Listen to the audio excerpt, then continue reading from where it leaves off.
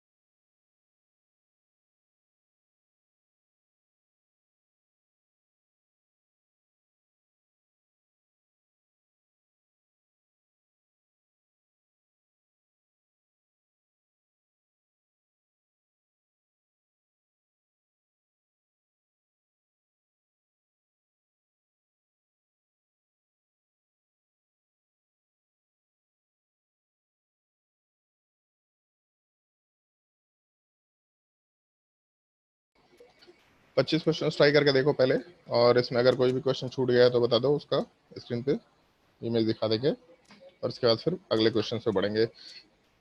25 question general question है, उसके बाद जो क्वेश्चन आएंगे उन सब में कुछ स्पेसिफिक टॉपिक चलेगा, जैसे बाइकार्बोनिल सिस्टम हो गया, या फिर डाई कार्बोक्सिलिक एसिड का सिस्टम हो गया। इसके अलावा कुछ स्पेसिफिक केसेस हैं जिसको हम लोग को डिस्कस करना है, फिर उसके बाद नाइट्रोफिनॉल का केस डिस्कस करेंगे। इस तरीके से 4-5 केसेस आएंगे, मतलब अप्रोक्सीमेटली मान के चलो कि 40 क्वेश्चन का राउंड होने वाला है। बट जनरल केसेस में ये 25 क्वेश्चन है, 3-4-5 और क्वेश्चन हम लोग डिस्कस करेंगे सिंपल से। उसमें ज़्यादा डिफिकल्टी नहीं होगा। किसी का कोई क्वेश्चन छूटा हुआ तो बता दो।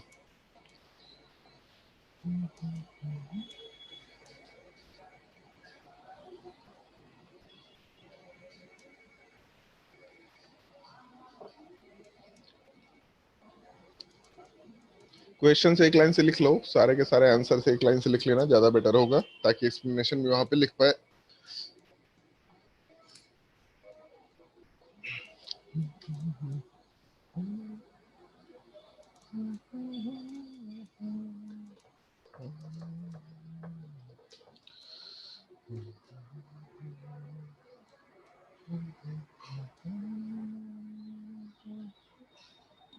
सर हाँ, ऐसा बोल सकते हैं कि एसिडिक स्ट्रेंथ का जस्ट अपोजिट होगा बेसिक स्ट्रेंथ। नहीं। तो अब फिर सर कोई नालायक एक। आदमी, कैसा आदमी है तुम? ऑब्वियस सी बात नहीं है, जो ज्यादा एसिडिक है वो पुअर बेस है। Yes sir. तो ऐसा बोल सकते हैं क्या? सर ऐसे।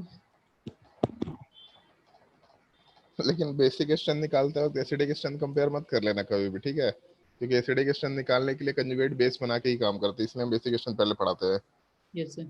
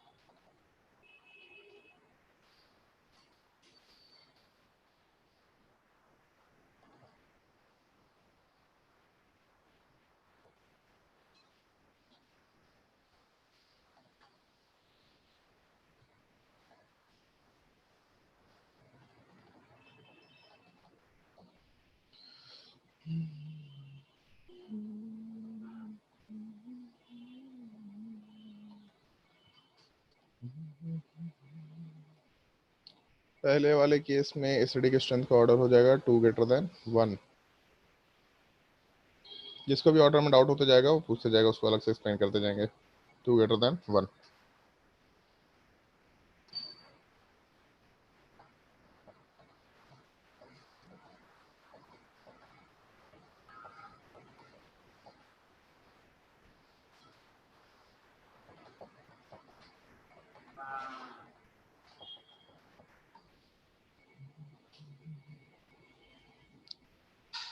फोर्थ नंबर वाले क्वेश्चन में भी 2 ग्रेटर देन 1 ही होना चाहिए, ऐसा आराम से बोल सकते हैं।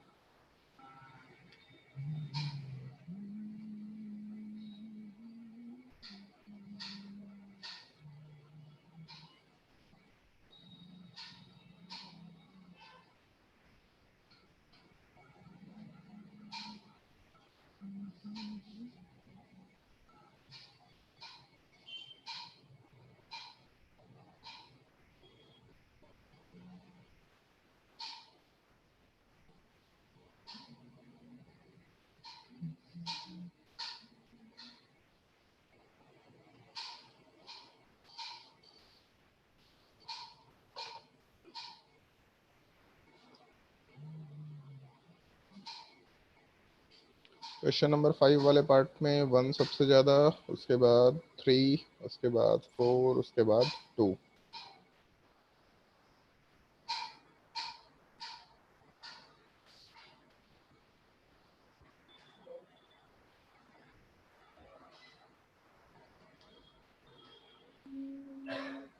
सर क्वेश्चन में 5 में डाउट है। क्वेश्चन नंबर 5 में डाउट है, चलो ध्यान दो।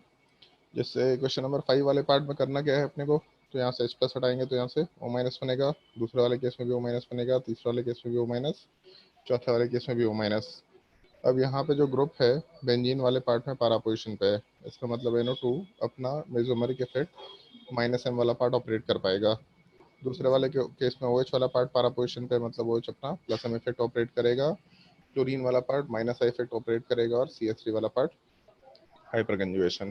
तो इस केस में माइनस एम नेगेटिव चार्ज का स्टेबिलिटी बढ़ाएगा, माइनस आई नेगेटिव चार्ज का स्टेबिलिटी बढ़ाएगा, प्लस एम और हाइपर कंजुगेशन नेगेटिव चार्ज का स्टेबिलिटी घटा देगा। यस तो जिस केसेस में कंजुगेट बेसिस ज़्यादा स्टेबल है उसका एसिडिक एक्सचेंज ज़्यादा होना चाहिए, तो मतलब 1 और 3 तो सबसे ज़्यादा होगा। अब इन दोनों में माइनस एम है और माइनस आई है, तो एम और आई में ज़्यादा डोमिनेटिंग इफेक्ट कौन सा है? आई। एम और आई में आई ज़्यादा डोमिनेटिंग इफेक्ट है। पढ़ने बोले थे घर जाकर के पढ़ा था नोट्स कॉपी, इतने बार ये ऑर्डर बता चुके हैं।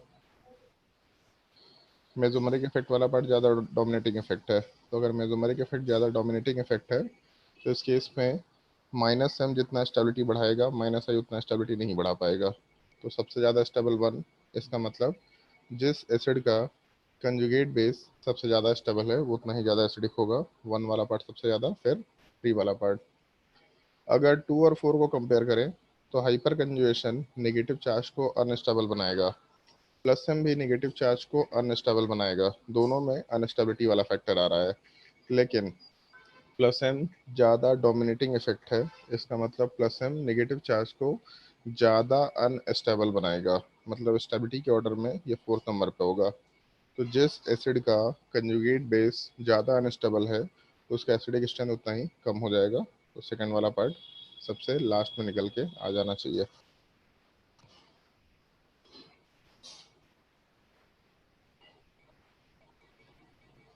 और अगर कोई डाउट है तो पूछ सकते हैं।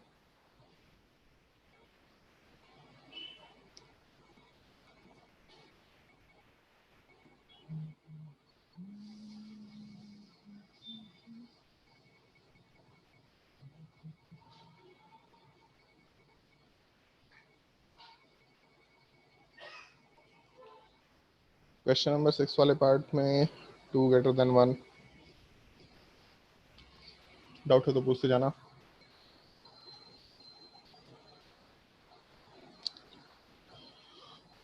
तो 6 में डाउट है।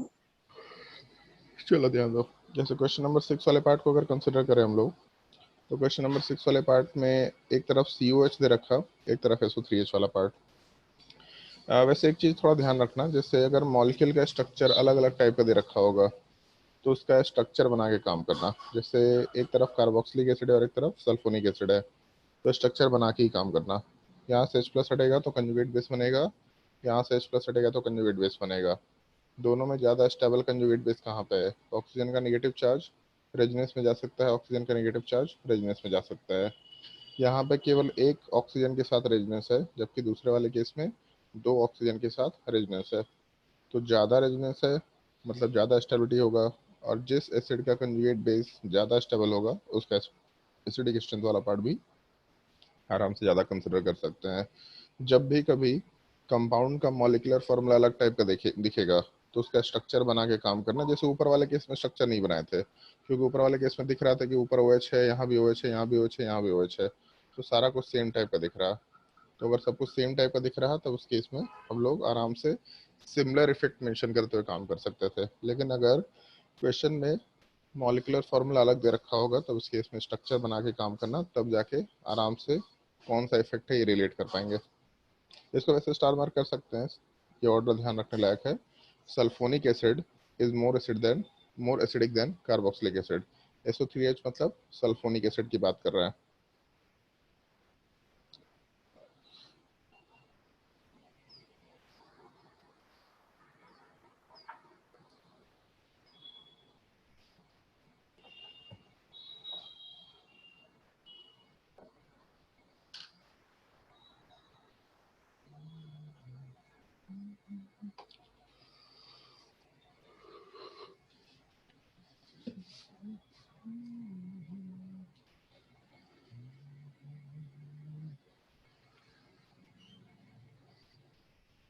क्वेश्चन नंबर 7 वाले पार्ट में 2 ग्रेटर देन 1 ऑर्डर होना चाहिए। कोई डाउट है तो पूछ लो। क्वेश्चन नंबर 9 वाले पार्ट में 1 ग्रेटर देन 2।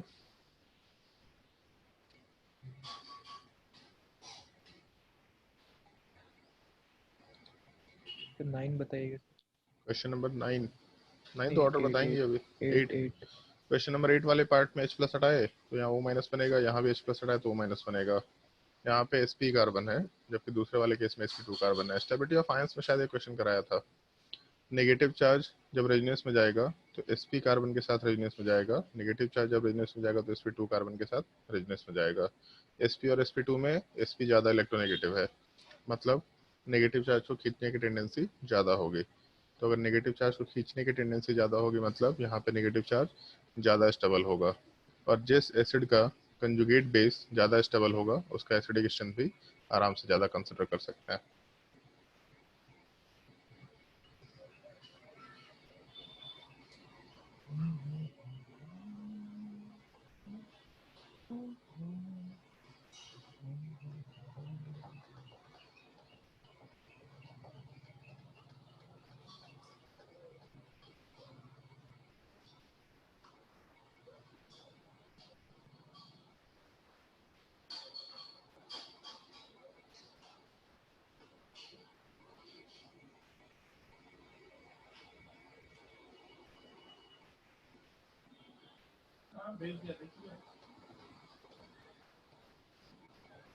नहीं आपको वो फोटो भेज देगा।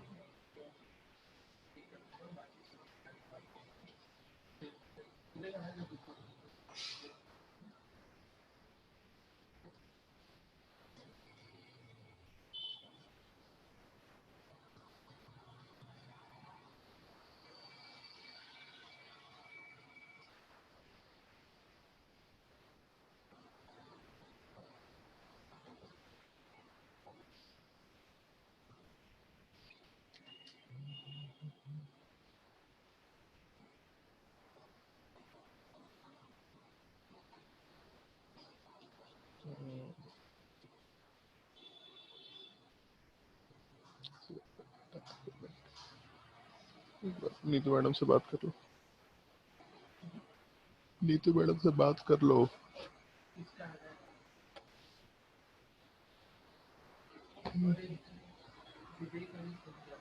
फोन पे दे दीजिए।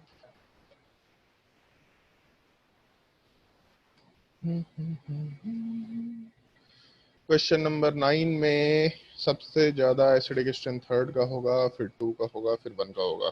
अभी केवल क्वेश्चन चलेगा, आज भी क्वेश्चन चलेगा, कल भी क्वेश्चन चलेगा, क्वेश्चन का ही पार्ट चलेगा, ज्यादा थ्योरी वाला पार्ट बचा नहीं है।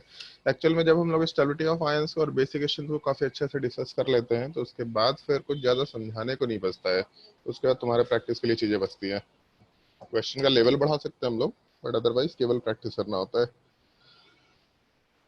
फिर हीट ऑफ हाइड्रोजनेशन बहुत ही छोटा टॉपिक है, स्टेबिलिटी ऑफ अल्कीन बहुत ही छोटा टॉपिक है, फिर हीट ऑफ कंबशन उसी का पार्ट है, बहुत ही छोटा टॉपिक है। फिर उसके बाद बॉन्ड लेंथ, बॉन्ड स्ट्रेंथ एक दिन का टॉपिक है, मतलब 4 छोटे छोटे टॉपिक बचेंगे, उसको हम लोग डिस्कस करेंगे। फिर SIR इफेक्ट जब मन करेगा तब डिस्कस करेंगे आराम से, और उसके बाद फिर हम लोग का GOC कंप्लीट हो जाएगा पूरा। वैभव आवाज आ रहा है?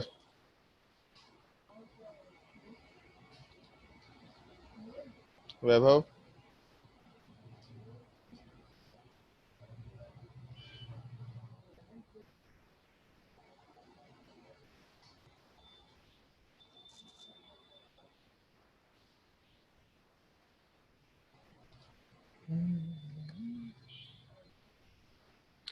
आदित्य गौतम आवाज आ रहा है? Yes sir. तू इतने दिनों से क्लास क्यों नहीं कर रहा था? अगर करना ही था ये टॉपिक तो सर रह जा रहा था, पता नहीं कैसे हमेशा। फिर रह जा रहा था पता नहीं कैसे। 2 वीक से क्लास चल रहा था, 2 वीक से रह जा रहा था पता नहीं कैसे। बोल कि सोते रहता था सुबह 10 बजे। नमन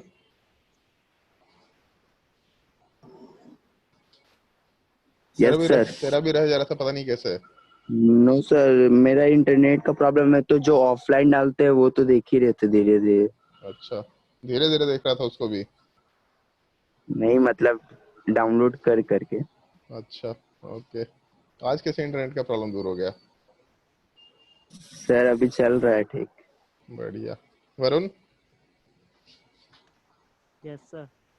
तू कहाँ गायब था भाई? सर क्लास के बारे में पता नहीं था सर, उस दिन 10 अच्छा बजे अगले। अच्छा, पता ही नहीं था, अच्छी बात है। हे वैभव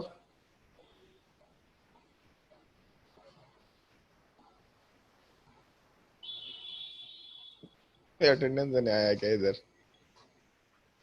चलो आगे ट्राई करो। क्वेश्चन नंबर 9 में अगर किसी को डाउट हो तो पूछ लो। क्वेश्चन नंबर 10 का ऑर्डर बता रहे हैं। क्वेश्चन नंबर 10 में 1 2 3 ऑर्डर होगा। फिर 9 नंबर क्वेश्चन नंबर 9 वाले पार्ट में जैसे H प्लस हटा के यहाँ वो माइनस बनाएंगे, दूसरे में भी H प्लस हटा के वो माइनस बनाएंगे, तीसरे में भी H प्लस हटा के वो माइनस बनाएंगे। तो इफेक्ट अगर देखना शुरू करेंगे तो ना मेसोमेरिक इफेक्ट है ना रेजोनेंस इफेक्ट है, हाइपर कंजुगेशन नेगेटिव चार्ज में होगा नहीं। इस केस में NO2 वाले पार्ट का काफ़ी ज़्यादा डिस्टेंस है, कोई कंजुगेशन सिस्टम नहीं है, तो NO2 वाला पार्ट माइनस M तो शो नहीं कर सकता बट माइनस I शो कर सकता है। दूसरे वाले केस में भी कोई रेजोनेंस इफेक्ट नहीं हो सकता, मतलब माइनस I शो करेगा। थर्ड वाले केस में भी माइनस I शो करेगा। और माइनस I से रिलेटेड ये सवाल कराया था पहले कि inductive effect distance dependent effect है, तो जितना कम डिस्टेंस होगा माइनस I उतना ही ज़्यादा रहेगा, जितना ज़्यादा डिस्टेंस होगा माइनस I कम होगा, जितना ज़्यादा डिस्टेंस होगा माइनस I कम होगा। तो माइनस I नेगेटिव चार्ज का स्टेबिलिटी बढ़ाएगा, सबसे ज़्यादा माइनस I सबसे ज़्यादा स्टेबिलिटी बढ़ाएगा, सबसे ज़्यादा एसिडिक स्ट्रेंथ। थोड़ा कम माइनस I थोड़ा कम स्टेबिलिटी बढ़ाएगा, थोड़ा कम एसिडिक स्ट्रेंथ। सबसे कम माइनस I सबसे कम स्टेबिलिटी बढ़ाएगा, सबसे लीस्ट एसिडिक स्ट्रेंथ। तो आराम से 3 2 1 ऑर्डर आ जाएगा। तुम लोगों को बोला था स्टेबिलिटी ऑफ आयंस पढ़ने के लिए, पढ़ी थी Sonali? Sonali yes sir. Stability of ions और बेसिक स्ट्रेंथ पढ़ने बोला था, पढ़ी थी टॉपिक? बेसिक स्ट्रेंथ पढ़े थे। स्टेबिलिटी ऑफ आयंस काहे नहीं पढ़ी थी? उसमें ये सवाल कराया हुआ है। जो बोलते उसको पूरा पढ़ा कर। इतना ज्यादा क्वेश्चन तो है नहीं, 40-50 क्वेश्चन था मुश्किल से दोनों मिला करके, नहीं 50 से तो ज्यादा ही होगा, 70-80 के अराउंड क्वेश्चन होगा।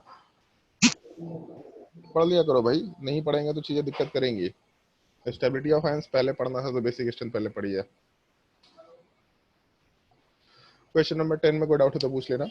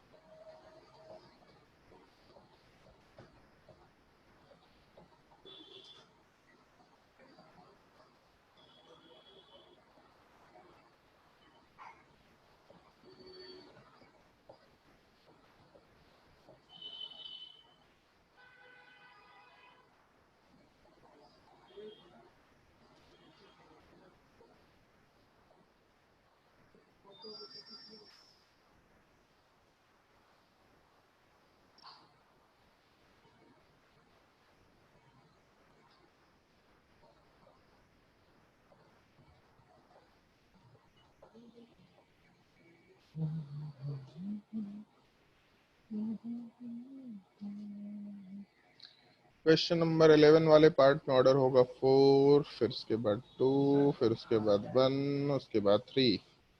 क्वेश्चन नंबर 5 वाले, सॉरी 12 वाले पार्ट में 3, फिर उसके बाद 2, उसके बाद 1। क्वेश्चन नंबर 13 वाले पार्ट में 3, 2, 1। क्वेश्चन नंबर 11, 12, 13 में अगर कोई डाउट हो तो पूछ लो। कौन सा 13? या 13 में डाउट होना नहीं चाहिए, लास्ट क्लास में एक्सप्लेन किया था इस चीज को, अगर याद हो लास्ट क्लास तो। लास्ट क्लास में बेसिक क्वेश्चन पढ़ाया था क्या?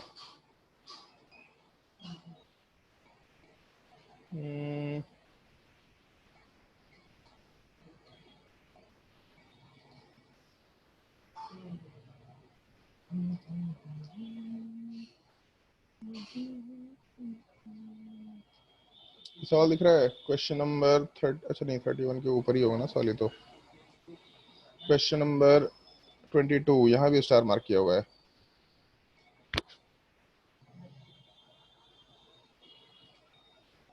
इसमें ऑर्डर क्या लिख रखा है? 2, 3, 1। तो बेसिकली ये जो पार्ट है ये कार्बोक्सिलिक एसिड है, दूसरा वाला पार्ट फिनॉक्साइड आयन है। तो अगर ढंग से देखो तो इसमें यहाँ पे H अटैच कर दिया, यहाँ वाले पार्ट में H अटैच कर दिया और यहाँ पे H अटैच कर दिया, तो ये जो कंपाउंड है ये H2CO3 बन गया। ये वाला पार्ट बेंजीन के ऊपर OH वाला पार्ट, और ये तो CH3COH वाला पार्ट था ही। तो कार्बोक्सिलिक एसिड, कार्बोनिक एसिड और फिनॉल वाला पार्ट, ये 3 केसेस दे रखे हैं, जिसमें ऑर्डर वाला पार्ट निकल गया था बेसिक एशन का ऑर्डर 2, 3, 1। मतलब सबसे ज़्यादा बेसिक O- वाला पार्ट फिनॉल के केस में था। यहाँ से जब H+ हटाएंगे तो H+ हटाने के बाद ये नेगेटिव चार्ज सबसे ज़्यादा बेसिक है। फिर उसके बाद जब हम लोग नेक्स्ट बेसिक एशन की बात करेंगे तो कार्बोनिक एसिड का कंजुगेट बेस आया था, और सबसे लीस्ट बेसिक हम लोग के पास कार्बोक्सिलिक एसिड था। तो जिस एसिड का कंजुगेट बेस सबसे वीक होता है वो उतना ही स्ट्रॉन्गर रहता है, ये भी लास्ट क्लास में मेंशन किया था। जिस एसिड का कंजुगेट बेस वीक होगा वो उतना ही ज़्यादा एसिडिक स्ट्रेंथ शो करेगा। तो ये सबसे वीक बेस है, इसका मतलब इसका जो एसिड वाला पार्ट है CH3COOH ये सबसे ज़्यादा एसिडिक होगा। फिर उसके बाद H2CO3 वाले पार्ट का नंबर आएगा। फिर उसके बाद जिस एसिड का कंजुगेट बेस सबसे स्ट्रॉन्ग होगा उसका एसिडिक स्ट्रेंथ वाला पार्ट सबसे वीक निकल के आएगा, PHOH वाला पार्ट। तो अगर चाहे तो हम लोग अभी वाले पार्ट से इसको रिलेट कर सकते हैं आराम से। देखो इस क्वेश्चन वाले पार्ट में यहाँ पे फिनॉल वाला पार्ट दे रखा, H2CO3 दे रखा और कार्बोक्सिलिक एसिड दे रखा। तो कार्बोक्सिलिक एसिड का एसिडिक स्ट्रेंथ सबसे ज़्यादा होगा, फिर उसके बाद कार्बोनिक एसिड का, और सबसे लास्ट में फिनॉल वाला पार्ट कंसिडर कर सकते हैं। उधर भी क्वेश्चन स्टार मार्क कराया था, इधर भी फिर से स्टार मार्क कर रहे हैं। और उधर एक्सप्लेनेशन मेंशन किया था, शायद तुम्हारा ही डाउट था, एक्सप्लेनेशन मेंशन भी किया था, तो इसको वापस से एक्सप्लेन नहीं कर रहे। एक बार देखना आज वापस से इस क्वेश्चन को देखना, अगर उसका एक्सप्लेनेशन फिर से देखने पे भी नहीं समझ में आ रहा तो नेक्स्ट क्लास में पूछ लेना, तो एक्सप्लेन कर देंगे वापस से, बट अभी एक्सप्लेन नहीं कर रहा है।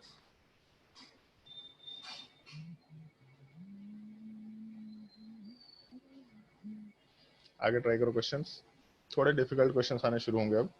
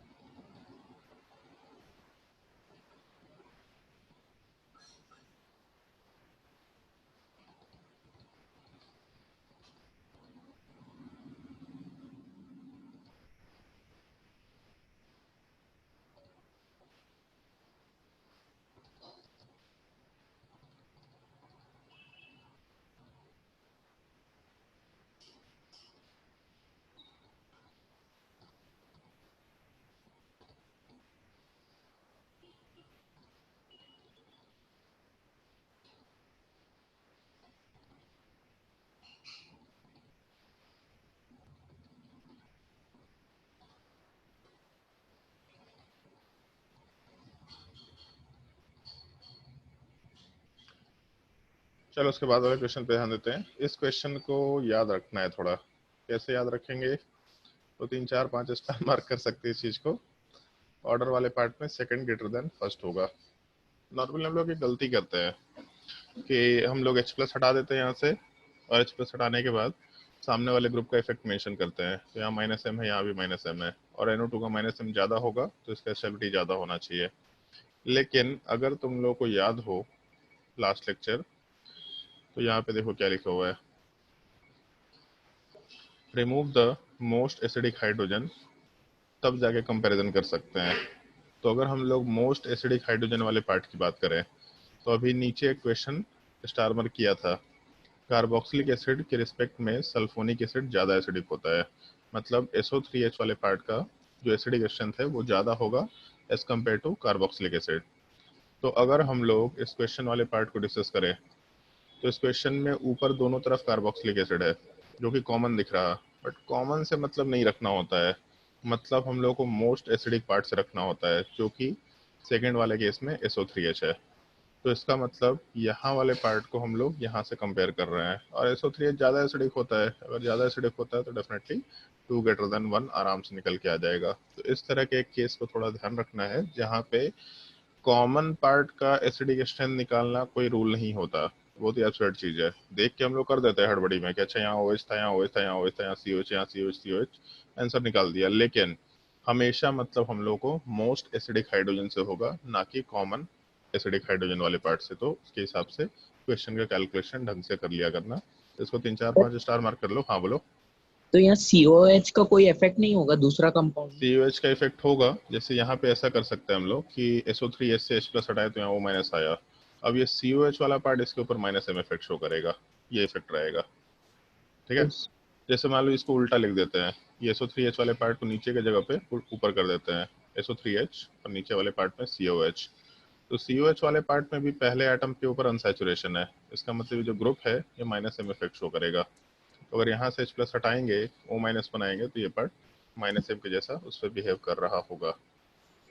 ठीक है। तो इस केस का ध्यान रखना, हमेशा हम लोग मोस्ट एसिडिक हाइड्रोजन से मतलब रखते हैं, ना कि हम लोग कॉमन हाइड्रोजन से। और सल्फोनिक एसिड वाला पार्ट ज्यादा एसिडिक है, तो इसके बिहाफ पे कंपैरिजन करेंगे हम लोग पहले वाले के कार्बोक्सिलिक एसिड का।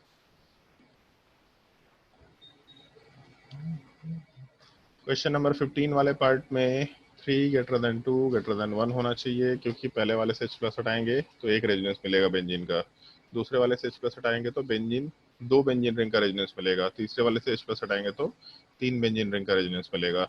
तो जितना ज्यादा रेजोनेंस उतना ज्यादा स्टेबिलिटी, जितना कम रेजोनेंस उतना कम स्टेबिलिटी, जितना लीस्ट रेजोनेंस उतना लीस्ट स्टेबिलिटी, और एसिडिक स्ट्रेंथ उसी का ऑर्डर फॉलो करेगा। जिस एसिड का कंजुगेट बेस ज्यादा स्टेबल है उसका एसिडिक स्ट्रेंथ वाला पार्ट भी ज्यादा रहेगा। क्वेश्चन नंबर 16 जाना पहचाना दिख रहा होगा भाई, मेरे हिसाब से 16 का ऑर्डर तुम लोगों को खुद बताना चाहिए, सोच के बताओ।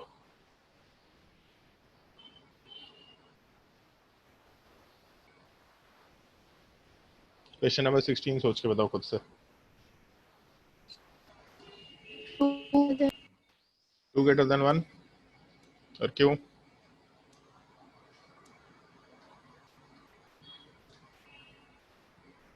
बताओ भाई क्यों? लीनियर कंजुगेशन ज्यादा स्टेबल होता है। पहले वाले केस में, सॉरी, पहले वाले केस में क्रॉस कंजुगेशन है, दूसरे वाले केस में लीनियर कंजुगेशन है। इस तरह का सवाल 2-3 बार देख चुके हैं हम लोग। लीनियर कंजुगेशन में जब H प्लस हटाएंगे तो ज्यादा स्टेबिलिटी आएगा, जबकि क्रॉस कंजुगेशन वाले पार्ट में H प्लस हटाने के बाद स्टेबिलिटी आएगा, लेकिन लीनियर के रिस्पेक्ट में स्टेबिलिटी बराबर नहीं आएगा। और linear conjugation is more effective than cross conjugation, मतलब कंजुगेट बेस ज्यादा स्टेबल है, और जिस एसिड का कंजुगेट बेस ज्यादा स्टेबल है उसका एसिडिक स्ट्रेंथ भी ज्यादा निकल के आएगा। आगे ट्राई करो। ये सब अच्छे क्वेश्चंस हैं, मतलब एक्चुअल में सब काफी अच्छे क्वेश्चंस हैं, लेकिन अब तुम लोग ये सब नॉर्मल लग रहे होंगे क्योंकि हम लोगों ने इस तरह क्वेश्चन 2-3 बार रिपीट कर लिए हैं, इसलिए तुम लोगों को बोलते हैं कभी कभी कि क्वेश्चंस को रिपीट किया करो। हमेशा एकदम बिल्कुल नए सिचुएशन के चक्कर में मत पड़े रहो कि हमेशा नया सवाल सॉल्व कर लेंगे तो अच्छा करेंगे, ऐसा नहीं होता है। जब भी नया सवाल आएगा तो बार बार वो नया ही लगेगा, जबकि एक सिचुएशन को जब 2 बार 3 बार 4 बार देखेंगे तो चीजें जब देखी लगने लगेंगी तो क्वेश्चन सॉल्व करते वक्त चीजें ज्यादा इजीली हिट करेंगे। स्पेशली जो मेडिकल वाले स्टूडेंट्स हैं उन लोगों के लिए तो बहुत ही स्पेसिफिक रूल है। इसलिए जैसे एक चीज देखते होंगे तुम लोग इंजीनियरिंग वालों के लिए हम लोग बहुत सारा असाइनमेंट बनाते हैं, मेडिकल वालों के लिए नहीं बनाते। तुम लोग के पास ज़्यादा असाइनमेंट नहीं करना होता है, तुम लोग के क्वेश्चंस बिल्कुल फिक्स्ड है कि इतना मतलब इतना ही करना है। बहुत ज़्यादा के चक्कर में रहेंगे तो फिर काम खराब होगा। तुम लोग को दिमाग नहीं चलाना है, तुम लोग को चीज़ें एकदम बिल्कुल पैटर्न में याद रखनी है। तुम लोग को फास्ट काम करना है, कितना भी प्रैक्टिस कर लो, बहुत फास्ट काम करना मुश्किल काम होता है। तो इसलिए तुम लोग के लिए ज़्यादा असाइनमेंट मैटर नहीं करता, तुम लोग के लिए फिक्स्ड असाइनमेंट और उसका बार बार, एक बार, दो बार, तीन बार, चार बार प्रैक्टिस मैटर करता है। तब सिमिलर टाइप के सिनेरियो में हम लोग उसमें अच्छा कर पाएंगे। इंजीनियरिंग वालों को दिमाग लगाते रहना होता है, बहुत भारी भारी क्वेश्चन, बहुत आसान क्वेश्चन, 10 अलग अलग वेराइटी के क्वेश्चन होते हैं।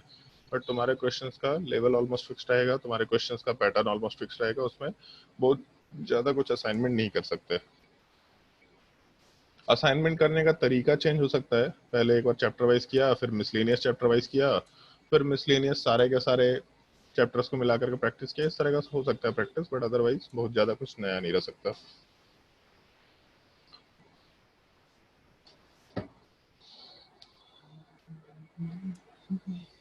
क्वेश्चन नंबर 7 वाले पार्ट में ऑर्डर हो जाएगा 3, 2, 1।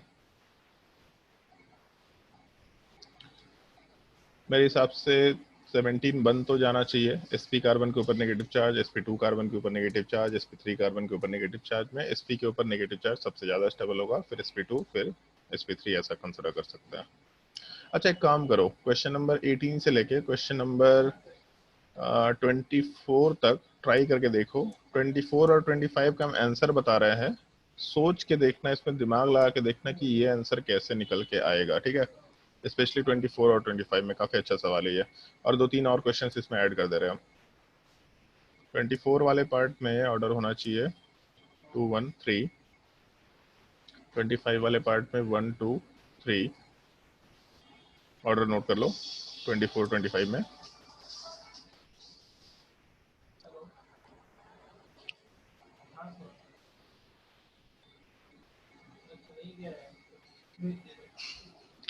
उसके अलावा एक क्वेश्चन और ऐड कर लो, ये काफी अच्छा सवाल सोच सकते हैं। जितना अभी तक बताया है उन बेसिक से ये सवाल सॉल्व हो जाएगा। सवाल देख के भले ही डरावना लगता है, बट एक्चुअल में सब सवाल बेसिक्स के हिसाब से काम करो, जो जो चीजें बोले हैं, क्या क्या चीजों का ध्यान रखता होता है, तो क्वेश्चन मेरे हिसाब से ज्यादा डिफिकल्ट नहीं होता ये सब।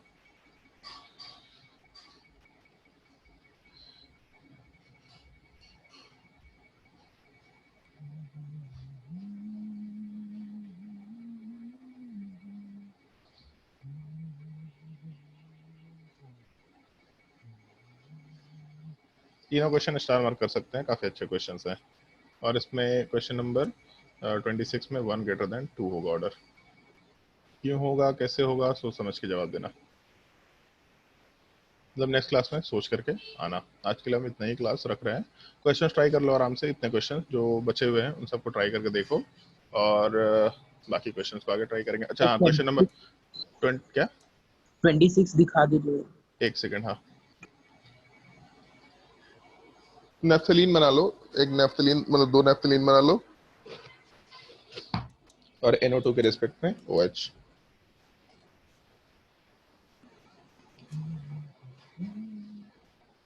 हो गया। एक ये क्वेश्चन नंबर 23 का भी ऑर्डर नोट कर लो, और क्वेश्चन नंबर 23 भी सोच के देखना। वैसे जब केमिकल बॉन्डिंग का क्लास 12 वाला पार्ट डिस्कस करते हैं हम लोग, तो उसमें एसिडिक स्ट्रेंथ भी डिस्कस करते हैं, वहां पे ये कंसेप्ट आता है, बट यहाँ से भी हम लोग आराम से कंपैरिजन कर सकते हैं। ऑर्डर होगा 1, 2, 3, ये भी सोच के देखना। जनरल लैंग्वेज में सोच के देखना, plus M minus M, plus I minus I मत करना, एकदम बिल्कुल जनरलाइज लैंग्वेज में कि इसमें रेजोनेंस हो रहा है, इसमें नहीं हो रहा है, इसमें दिस हो रहा है, इसमें दैट हो रहा है, ये सब ट्राई करके देखना। बाकी सारे क्वेश्चंस को ट्राई करके देखो, नेक्स्ट क्लास में इन सब पर डिस्कशन कर लेंगे। मेरा एक क्लास लगा हुआ है अभी 1 बजे से, तो इसलिए क्लास अर्जेंट कर रहे हैं पहले। नेक्स्ट क्लास में फिर से एक बार बोल रहे हैं, जो लोग स्टेबिलिटी ऑफ आयंस वाला पार्ट डिस्कस नहीं किए थे या फिर पढ़ के नहीं आए हैं, तो एक बार स्टेबिलिटी ऑफ आयंस को, बेसिक क्वेश्चन को ढंग से देख के आओ, ताकि जब हम लोग क्वेश्चन सॉल्व करें तो इन सब केसेस में कुछ नया पार्ट ना दिखाई दे। पहले ही बोले थे कि एग्जैक्टली सेम चीजें हैं जो हम लोग पहले डिस्कस कर चुके हैं, कुछ नया नहीं है इसमें। तो इसलिए स्टेबिलिटी ऑफ आयंस वाले पार्ट को एक बार ढंग से रीड कर लेना, और इसके बाद जैसे आज 26 क्वेश्चन हो गए, तो उसके बाद 3, 4, 5 और जनरल क्वेश्चन को सॉल्व करेंगे हम लोग, और इन सब को सॉल्व करने के बाद फिर हम लोग का स्पेसिफिक केस चलेगा। जैसे नाइट्रोफिनॉल के केस में एसिडिकेशन कैसे कंपेयर करते हैं, बाइकार्बोनिल सिस्टम क्या होता है, उसमें एसिडिकेशन कैसे। अच्छा चलो ठीक है, एक और सवाल नोट कर ही लो अभी के लिए। एक और क्वेश्चन नोट कर लो। ये